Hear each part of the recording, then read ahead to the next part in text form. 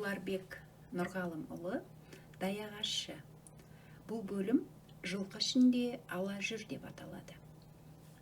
Қыз ұзатып көрген жоқпын, бірақ сол сәтті өз басым өте бір астан кестен, алақұйын сезімді бастан өткерер, көңіл босатар ерекше оқиға деп білем. Өйткені кішкентай кезімде әпкелерім негізі біздің жақта әпеке дейді. Ұзатылғанда көргендерім, сезінгендерім жанымның терең түкпірінде сол қалпы сақталып қалыпты. Көңіл айнасының шаңын бір сүртсем, бәрі де бала күнімдегідей жарқырап, көз алдыма келе қалады. Білмекке ықыласты болсаңыз, баяндап көрейін. Құдалық, одан кейінгі жол жоралғылар өз алдына бөлек әңгіме ғой. Мен тек ұзатылу жайына ғана тоқталайын. Ең үлкен әпкемді ұзатардан бір ай бұрын бүкіл туыс үйіне шақырды. Қыз қонақ деген сол ғой. Қасына 2-3 құрбысын ертіп, сән салтанатымен әлгі үйлердің бәріне қонақ болды. Неге екенін осы салтты танысу дейді. Сән салтанат деп отырғаным, ұзатылатын қызға ең көркем атты күміс ер-тоқым, күміс жүген ноқтамен әшекейлеп мінгізеді. Жаңа киім киеді. Қасындағы қыздар да барын киіп, бақанын қолына алып дегендей сәніне сән қосып шығады. Ол кезде қыз күніндегі киімнің кенжек болғанда жарамайтынын білесіздер ғой.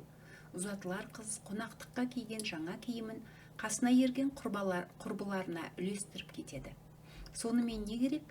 Барған үйі барын алдына тосып, еркелетіп ақ бағады. Ұзатылып барады ғой, бізден не қаласаң да ала ғой. Ағаң тіпті бар жасауыңды өзі жасап беруге бар деп бәйек болған жеңгелер. Барған жеріңде апайыңмен бала күндегі ұрыс керісіңді есіңе ала қойсаң болды, сағынбай қаласың, деп қағытқан жезелер, бәрі қыз көңілін көтеріп бәйек. 30 күн ойын дегені сол шығар бәлкім. Межелі күн жетті. Тойдан бір күн бұрын құда жақтан 4 адам келді. Жездем, күйеу жолдас жігіт, құда-құдағи болып келген 2 кісі.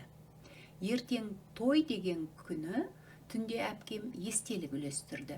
Әпкелерің естелік үлестіруге шақырып жатыр, барыңдар, дегенде топ бала жарыса жүгірдік. Әкемнің ағасының үйі, інісінің үйі, бәріміз қатар отыратынбыз. Көрші қолаң, тойға келген басқа туыстың балалары бар дегендей өте көп біз енді. Біз кіргенде шешем шығып келе жатыр екен. Мынаның бәріне қайтып жеткізесің? Кішкене ересектеулеріңе берсең болды ғой деп күліп жатыр. Естеліктің көбі шетін шілтерлеп, кестелеп тіккен кішкентай шыт орамал. Көбін өзі тіккен, кейбіреуін қонақ боп жүргенде құрбыларына тіккізген. Оның кейбіреуіне сырға, жүзік, сағат дегендей заттар, кейбіреуіне кәмпит түйіп дайындап қойыпты. Ол жерде сыйлық балаларға емес, негізінен өзінен кейінгі ересек бауырларына, сіңілеріне, туыстарының ересек балаларына беріледі. Туыстық қатынасты өлшей отырып, мысалы біреудің тұңғышы болса оған сағат түйілген, біреудің жалғыз қызы болса оған сырға түйілген деген секілді қомақты сыйлар, одан кейінгілерге орташа, төмен деп ретімен беріле береді. Кішкене балалар еленбейді де. Әпкеңнен орамал алуға жарап қалу деген адам қатарына қосылғандай үлкен дүние. Мен үшін солай әйтеуір. Сол жолы естелік орамал менен ілгері ағама келіп тоқтады ғой. Ең соңғы кәмпит түйілген шытты Ұланбекке беріп жатып маған: «Өй, менің Ұларбегіме жетпей қалыпты ғой. Болды, саған сәкен береді», деп басымнан сипап қойды. Астыңғы иегім қисаңдап үнсіз ғана төгіліп жылайтыным болушы еді. Тұла бойды тітіретіп сол келе жатты. Азайып бара жатқан шыттарға қарап өзімде ойлап тұр едім, жетпей қалғанда жаман болдым. Сәкен дегені өзінен кейінгі әпкем Сәкенгүл. Сол ұзатылғанда береді дегені ғой, сөзі де ұнамады. Ол кезде 7-8 жас деген әжептереу естияр кез емес пе? Көкейдегі сөзді қарасаңызшы, шыт алу үшін Сәкеннің ұзатылғанын күтем бе енді? Шыға жөнелдім. Ананы қара, өкпелеп кетті. сенің артыңнан бармай қоймасын, ха-ха-ха. Ыза буып қылқынып барам. Түкке шаман келмейді. Бекер. Той күндіз өтті. Кеште ойын сауық. Жастар бір үйде, үлкендер бір үйде. Ән, күй, өлең, түрлі ойындар. Сол күні тойға құдалар жақтан айтысатын, күй шертіп, домбырамен ән салатын дегендей тілді жақты арнайы адамдар келеді. Біздің жақта бір ақынын дайындап сақ отырады. Айтыс, өлеңі көп болғаннан кейін бе, маған жастардан гөрі үлкендер жақтың отырысы жақсы ұқсап тұрады. Сол айтыстардан есте қалған шумақтар аз емес. Нығмет, Бекей ағаларымыздың, Мейрамхан, Шәуел, Марфуза апаларымыздың тойдағы айтыстарына өзімде қосып, балаларға құлпыртып тұрып айтып беретінмін. Түн ортасы ауа думан тарқайды. Шешелеріміз кит буып, күбір сыбырмен таң атқанша жүреді әйтеуір. Таң ата көрші қолан келе бастайды. Ауылдың үлкендері келеді. Неке оқылады. Содан кейін дастархан жайылып, шәй құйылады. Сол бір сәттің салмағы ауыр енді. Үй толы адам. Балаларды сыртқа шығарып жіберіп, үлкендер ғана отырады. Мен сүзгіге ілінбей, біреудің қолтығының астында қалып қойғам. Біреу көп сүйреп кетпесін деп демемді ішіне тартып әрең тұрмын. Әпкем мен жездем де осы үйде. Қарақтарым деп Қасейін ақсақал әңгіме бастағанда үй іші тым-тырыс тынып қалды. Бір кезде анам сөз алды, жылап отыр. Үзіп-үзіп, өксіп-өксіп айтады. Шамамыздың келісінше бақтық, қақтық, тәрбиеледік. Жетіспегені де бар, жастай ұзатып отырмыз. Жақсы жерге түскен келін келін, жаман жерге түскен келін келсап дейді. Әрі қарай сіздердің істеріңіз. Қарғам, бетіме келер сөз қайтарған емес. Бір жаманат сөз естіген жоқ. Жат жұртқа жаратылған соң амал жоқ. Әйтпесе әкесінің де серігіндей болды. Сендерге аманат енді. Адамдықтарыңа сеніп отырмыз. Қыз деген осы екен. Қанаты жетілгенде қолыңнан ұшырып қоя бересің баяғы. Жеңгелерім, көршілерім бәрі жылап тұр. Әпкеме қарасам екі иығы солқ-солқ етеді, өксіп отыр. Менің де жылағым кеп, астыңғы егім қисаңдай бастады. Қайта-қайта еңсесі түсіп кетіп, жеңгелері қолтығынан демеп қояды. Әкем салбыраған басын көтерер емес. Құдалар жақ сөз алды. Сіздерге рахмет. Біз де қыз ұзатқанбыз, оңай емес. Жүректеріңізді жұлып бергендей болып отырсыздар. Десе де жыламаңыздар. Енді жылағандарыңызда жөн ғой. Сөйтсе де балаларыңыз жаман жерге бара жатқан жоқ. Сіздер болып, біздер болып, ақыл кеңесімізді айта жүріп, жұрт қатарына қосылар деген секілді не бір сұлу сөздермен сонарлай келіп, Құдеке, енді балаларға батаңызды беріңіз деп тоқтады. Әкем кеудесін кере, құлашын жая. Я Алла, балаларым, жолдарың болсын, бақытты болыңдар, әумин, деп бет сипады. Жұрт сыртқа лап қойды. Мен де жүгіре берем деп бірдеңеге шалынып, жығылғанымша болған жоқ, біреу аяғымды басып кетті. Мысықтай быж ете қалдым.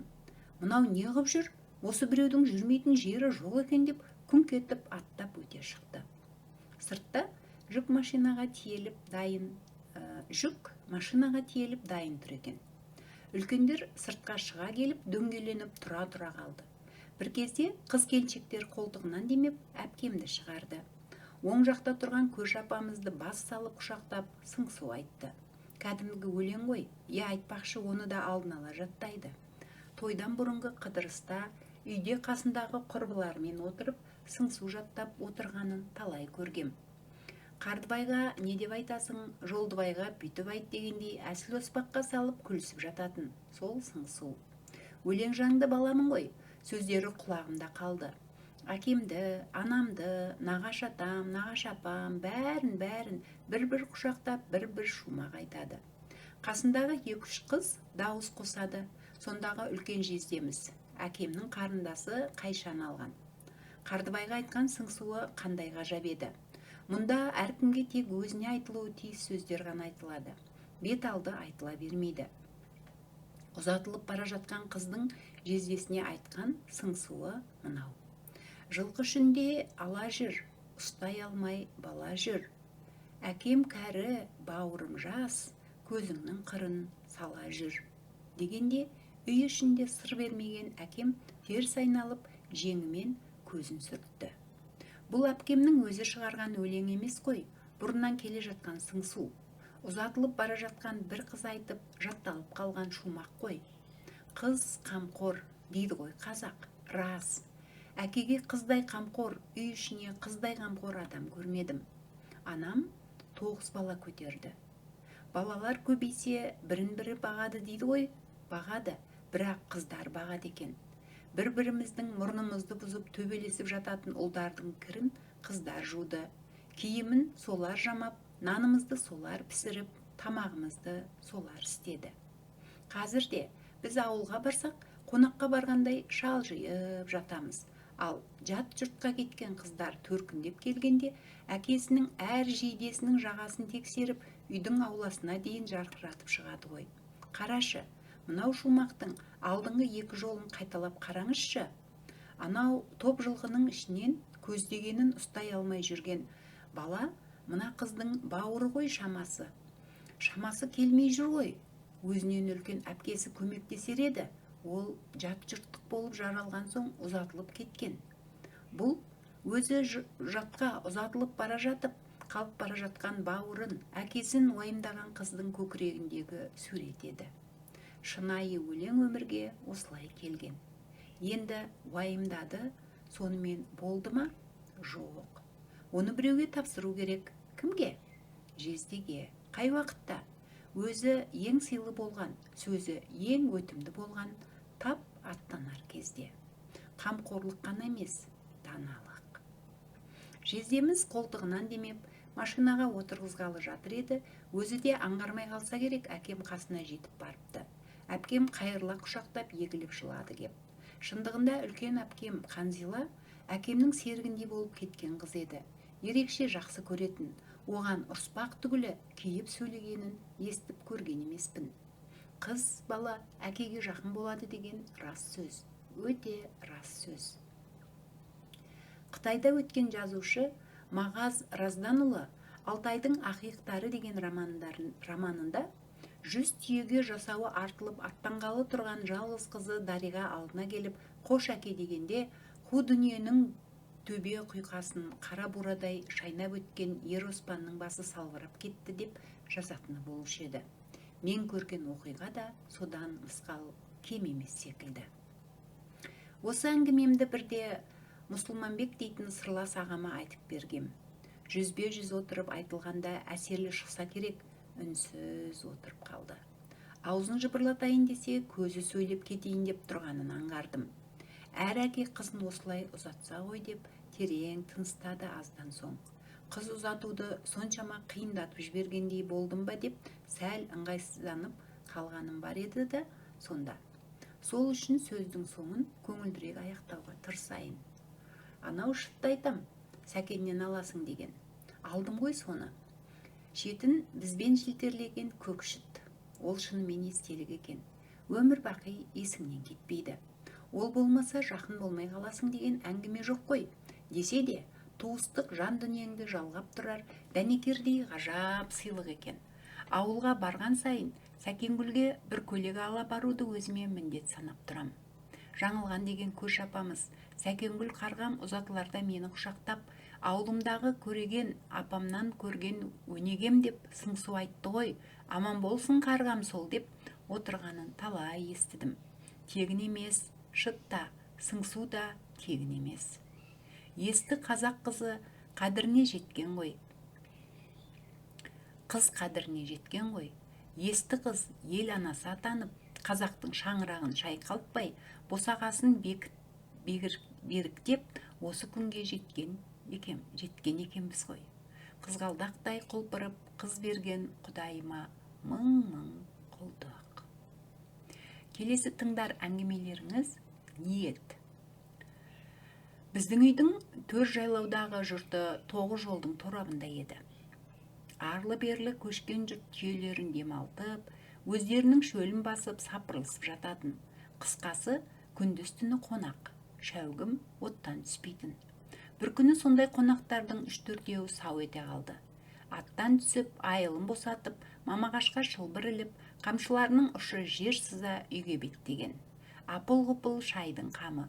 Аман сәлем аяқтай бере, ішіндегі егделеу біреуі шешеме: жүрісіміз суыт еді, аттың белін суытқалы түстік, шайыңды тездетіп жіберсең қарағым, деді. Иә деп елпеңдей жөнелдік. Бір кезде қарасам, анам шәугімге суық су құйып жатыр. Таң қалдым. Даладағы ошақта қара қазандағы қара су бұрқ-сарқ қайнап жатқан болатын. Ұмытып кеткен болды ғой деген оймен, далада қайнап тұрған су бар ғой, дедім. Анам ештеңе деген жоқ. Бір кезде тағы да айттым.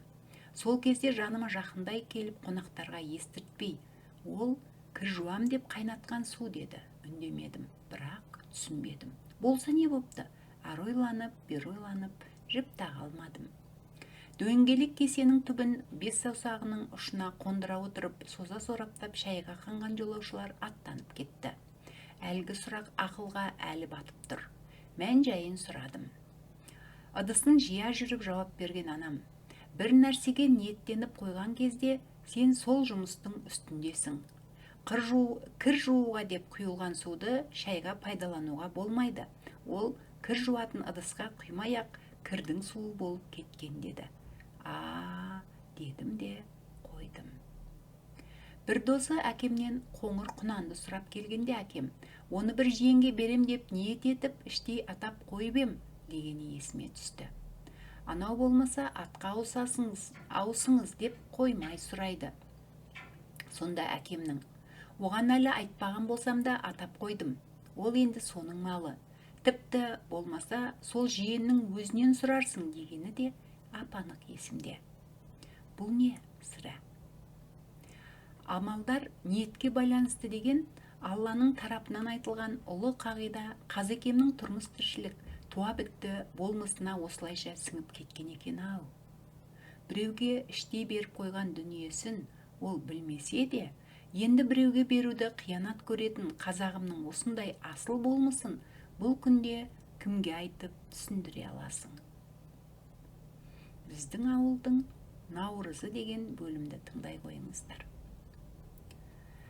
Біздің ауыл сонау өр Алтай төрінде. Мен ес білгеннен бері наурыз тойлайды. Мереке таянғанда ауылдың естияр балаларында қуанышпен бірге қорқыныш та болатын. Ол қойдың кезегі, бұзаудың кезегі дегендей, әйтеуір топтан бөлініп қалар бір шаруаның кезегі келіп қалмаса болғаны. Сол үшін мейрам болардан бір апта бұрын үлкендер қандай іске жұмсаса, қырқарын жинап қайта жіберген зырылдауық ойыншықтай зымырайтын едік. Әр үйде ауланы тазалау, қабырғаларды әктеу, үй маңындағы қоқысты өртеу, жиһаздарды реттеу, жас келіндер мен қыз-қырқындардың келі-келсаппен көрші қолаң үлкен үйлердің бидайын түктеуі, жент араластыруы, шүйірмек жасауы, түрлі тамақ пісірулері кем дегенде 4-5 күн бұрын басталатын. Мерекенің негізгі көркі дастарқан.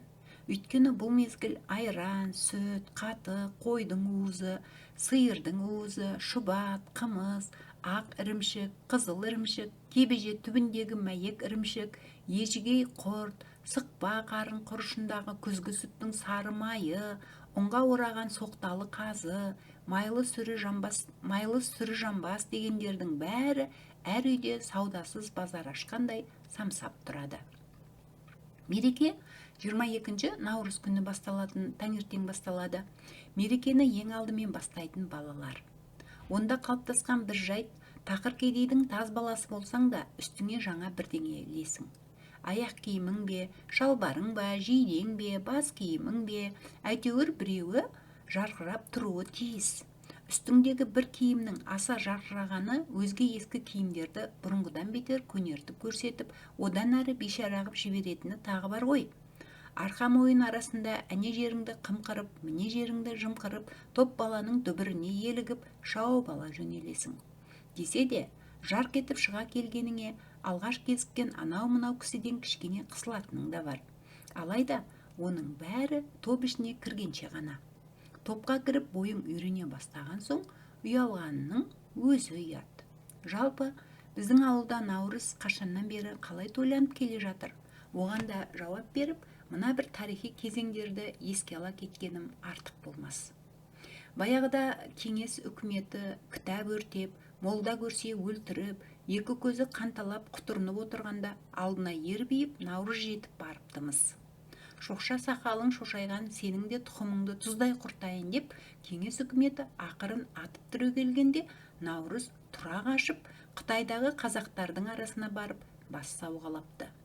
Бұрыннан тойланып жүрген жақындарымен табысып, ол жерде 1949 жылға дейін ел арасында емін-еркін өмір сүреді. Тіпті құлпырып байи түседі. Алайда Қытайда да зорбалаң жүріп, ол да ағатын молда іздеп жолға шығады. Ататын молда іздеп жолға шығады. Қылшылдаған қылышын оңды-солды сермеп, дін қайдалап, айқайлап, қырып жойып келе жатқанда, алдынан сопаң етіп наурыз бейшара тағы шыға келеді. Енді қайда қашады? Өзінің дін емес әшейін дәстүр екенін айтып ақталайын десе, партия тыңдамайды. Әй-шайға қаратпай дедектетіп апарып түрмеге жапқан да тастаған. Содан 1980 жылдардың басында Бейжіңде оқып жатқан қазақ жастары наурызды түрмеден босату туралы үкіметке мәселе қойып, өздері жиналып наурыз мерекесін өткізеді.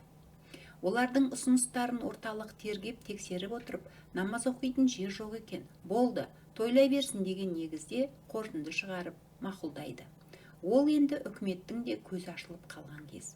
Тіпті ондағы қазақтарға бір күн демалыс береді. Ол жақсылық кешікпей Шыңжаңға жетеді. Аңсап, сағынып отырған наурыздары азаттық алғанда қайран қазақ есі кете қуанады.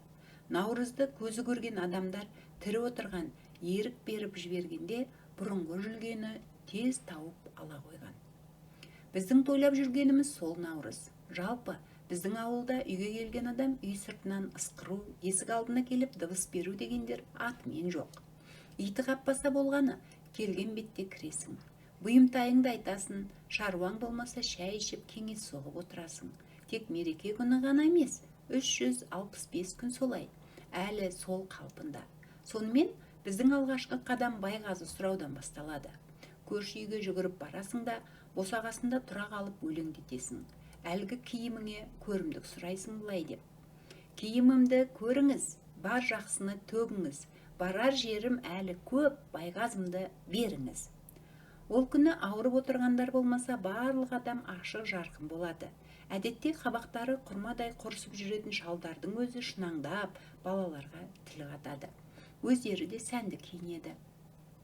Кейбіреуі әдейі алақанын шекесіне қойып, күн көзіне қарағандай сығырайып, өне бойымызды өрлей, құлдай түгел тінтіп шығып, ой, мынауың самырсындай сыңғырлап тұр ғой, қалай байқамағанбыз, мә, жеңдер, мә, деп уыз-уыз кәмпит береді. Ала салып, жалт беріп кері жөнелеміз. Ауыл балалары құрала келе 30-40-қа дейін топтасамыз. Әлгі байғазы сұрау 5-6 үй көршіден ұзаған соң жарамай қалады. Бірімізден біріміз даусымызды асыра көтеріп, ассалаумағалейкум деп алға тартамыз. Бірін-бірі құттықтап қыдырған қайшыласқан адамдар. Біз ешкім айтып тапсырмаса да, 40 үйден кем айттамауды өзімізге міндет санап алғанбыз. Кей үйден көже ішеміз, кей үйде кісілер толып отырады. Есіктен жылтың еткен бізге жілік ұстатады. Кейбіреуімізге ортан жілік ойынды етімен тиеді. Біріміздің алақанымызға жүзім көрінетіндей сүрленген жамбастың мөлдір майынан жапырақ-жапырақ қып салады. Май жегенді мақтайды. Сонымен бесін ауған шақта ауылдың сыртында ойын думан басталады. Балуан салады, қол күрестіреді, қыз қуар, көк бар дегендер қыс қысылмай мал күйлі шыққан жылдарда болмаса көп бола бермейді. Мектеп оқушылары, мұғалімдер дайындаған ән күй орындалады. Елжіреген күн көзіне арқа жонын тосып ауыл адамдары айнала отырады. Өнерлері бары ортаға шығады. Ақсақалдар жылдың жайын, тәубе, шүкірін айтады. Алладан елдің тыныштығын сұрап алақан жаяды. Дала думаны тарқаған соң үлкендер жағы бір бөлек, жастар жағы бір бөлек топтасып, мерекені үй-үйде жалғастырады. Ақсақалдар өнегелі әңгіме айтады, жыр айтады. Жазу-сызу білмейтін Лұқпан деген ақсақал Қыз жібектің түймесі-ай, түймеге таққан түймесі-ай деп бастап, одан да басқа талай жырлар жатқа соғатын. Қыз жігіттер әртүрлі ойындар ұйымдастырып, ән айтып би билейді. Екі араға кезек жүгіріп, табанымыздан тозып біз жүреміз. Әбден түнге қарай шаршап, қарасан болып, ішіміз үрген қарындай шеңберек атып үйге жетеміз. Күпті болып, аударылып, төңкеріліп, ауыратынымыз тағы бар. Мереке 3 күн бойы болады. Екінші, үшінші күндері үлкен думан болмайды. Тек туыс туған, дос жаран, көрші қолаңдар бірін-бірі қонаққа шақырып өздері тойлайды. Сөйтіп, күні мен түн теңелген Наурыз мерекесінде қыр арқасын қыс қажаған қалың ел арқа мойнын кеңге салып бір жырғап қалады. Қажетін бір құдайдан сұрайтын қариялар баяғыдай кеңес құратын, бата беретін. Әр жылы Наурыз келген сайын біздің ойға ауылдың Наурызы оралады. Оны көрмегелі міне 10 жылдан асып барады екен. Ол жақта Наурыз әлі де бұрынғыдай тойланады дейді. Бірақ ол ауылда баяғыдай шулап, шұрқырап жүретін бала жоқ. Топ бала жоғалған, жоқ. Үркердей 3-4 ғана көзге шалынады. Ассалаумағалейкум деп оң қолымен кеудесін басып екіленіп тұрып сәлем беретін қазақтың баяғыдағы мәрт балалары емес олар. Кісі келе жатыр-ау деп қарап та қоймайды. Өзге тілде шүлдір-шүлдір сөйлесіп бара жатады екен. Тай құлындай тебісіп, қозы-лақтай өрісіп, ауыл арасын қызыққа бөлеп, топ бала тойламаған мереке болып па? Келесі әңгіме көк тайым. Құлын күнінен бәсірелеп, желде тұрған кезінен сылап-сипап, өзіме әбден үйір қылған көк тайымды ала жаздай міндім. Албаты шапқылап, арықтатып, қолын түсіртіп тастамай аялап міндім. Басында шылбыр қашағаны болатын, кейін қолға тұратын болды. Оның өзінде оқыранып маған ғана келеді. Адам жылқыға сонша бауыр басады екен-ау. Таңертең тұра салып, сыртқа шыққанда көзіммен бірінші іздейтінім көктай. Көз көрім жерде болса дыбыстасам, ол да шұлғып болса да көрдім дегендей бір белгі береді. Ел жайлаудан етекке түскен күздің күні еді. Көктайыммен соғымның малын қайырып жүргем. Біздің ауылда тұратын Қасым деген кісі келе жатыр екен. Ассалаумағалейкум деп амандастым. Сәлемімді алып, сәл кідіріп тұрды да, сендерде көктай осы біреу ме? Әлде басқа көктай бар ма деді. Иә, осы басқа тайлар бар. Көктай осы ғана дедім мен. Онда осы көктайды әкең маған берді. Тоқымыңды ал, жетелеп кетем, деді. Жүрегім өрекпіп, аузыма тығылды. Бермеймін, деп шаң кеттім де тайымның басын бұрып тұра шаптым. Қасым соңымнан қуып келеді екен. Ат жағыма жалтақ-жалтап қарап шапқылап келем. Астындағы жуан ат қояма, қуып жетіп, жансалай кеп, көк тайымның тізгінін ұстап, айналдыра бұрып тоқтатып алды. Мен тайымды сабалап, тебініп, жұлқынып тұрмын, жылап та жібердім. Әкең берді деп айтып тұрмын ғой.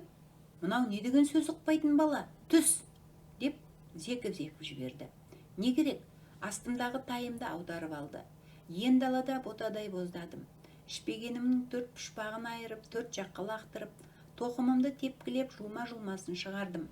Дода боп жылап үйге келдім. Үйде шешем бір топ әйелге шай құйып отыр екен. Есіктен долданып кірген маған. Малдан айырылып қалдың ба, не болды деді. Әкең берді деп көктайды Қасым алып кетті деп үзіп жұлып көздің жасын төгіп жібердім. Ойбу, басқа бірдеңе бере салмай ма?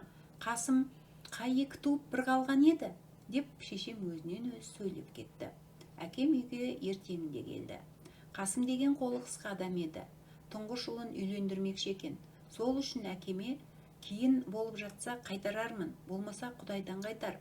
Құда қайтарарға құлым болса да бір қылқұйрық берсең деп қолқалапты. Әкемнің есіне менің тақымымдағы көктай түскен ғой.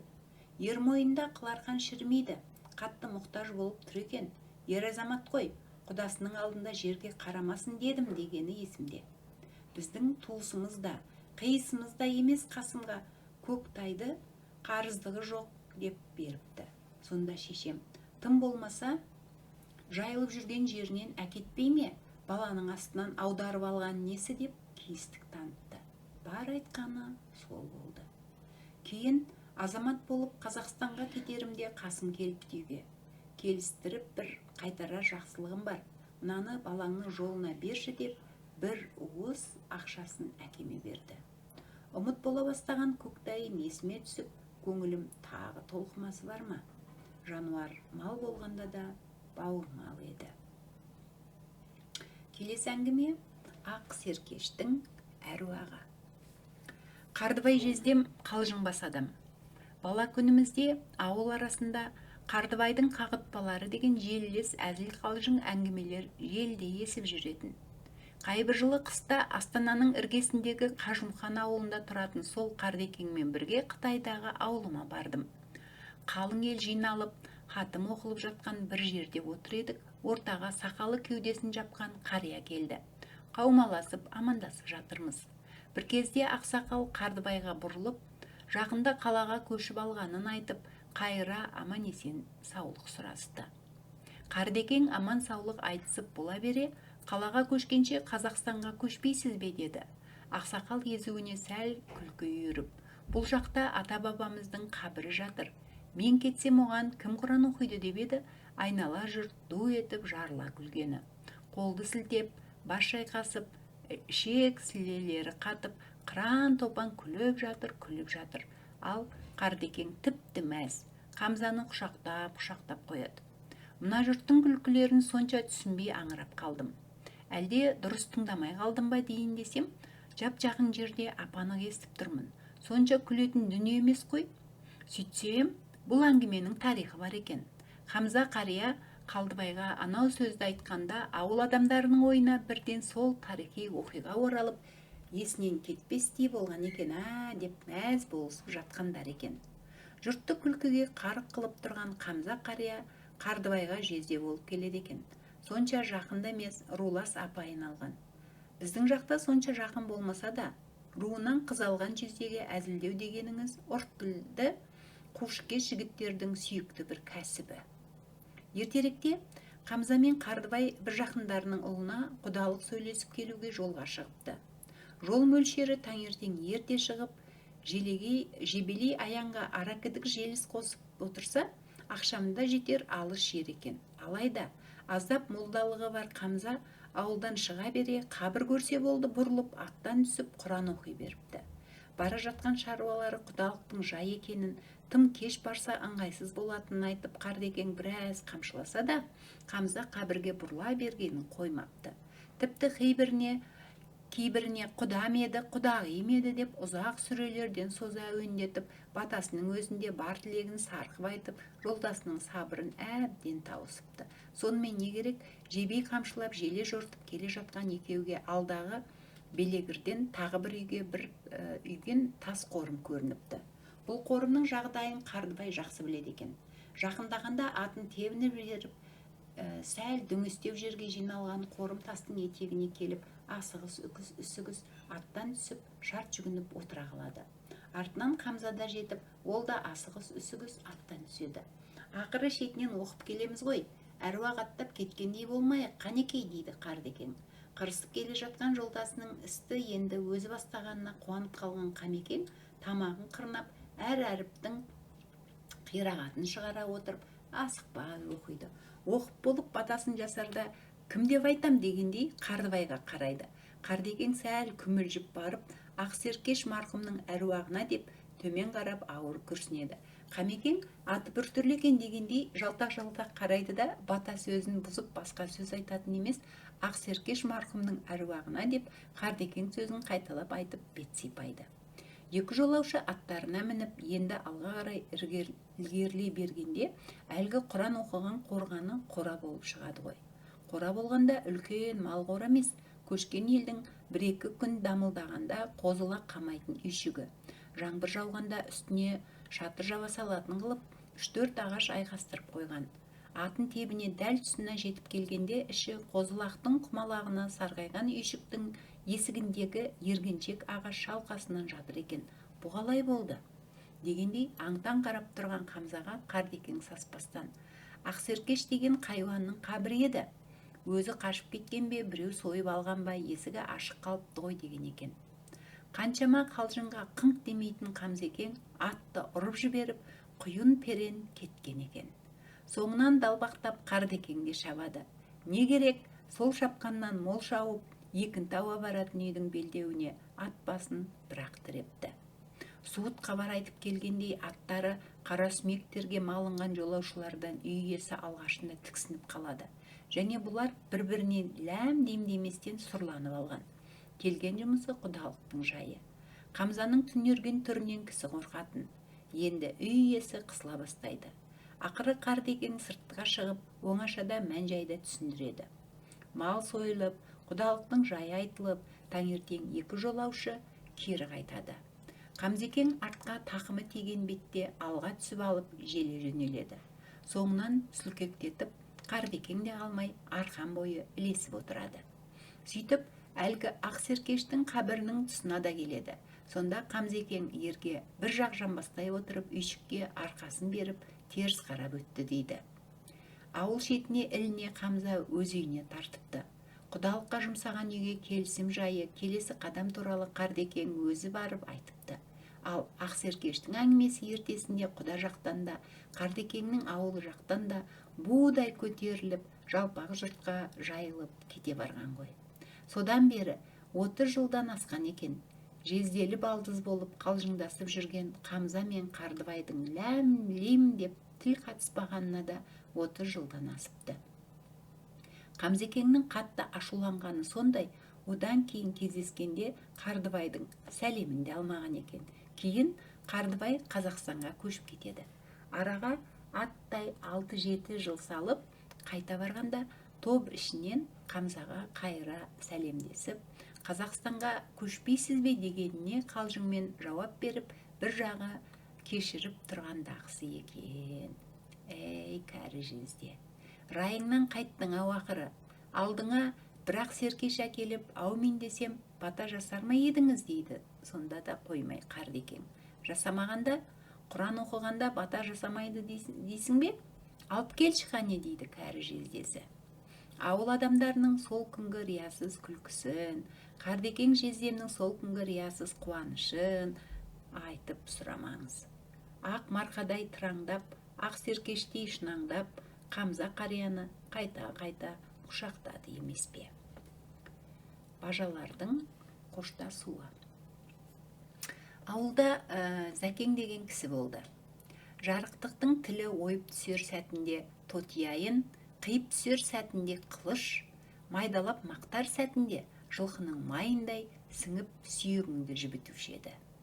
Жасырары жоқ, оқуға аттанып бара жатқан баланың да, жолаушы жүргелі отырған басқаның да бойын балқытар бата беріп, алыс жақын демей айналып толғануға Зекеңді кейде қу тіршілік мәжбүр ететін.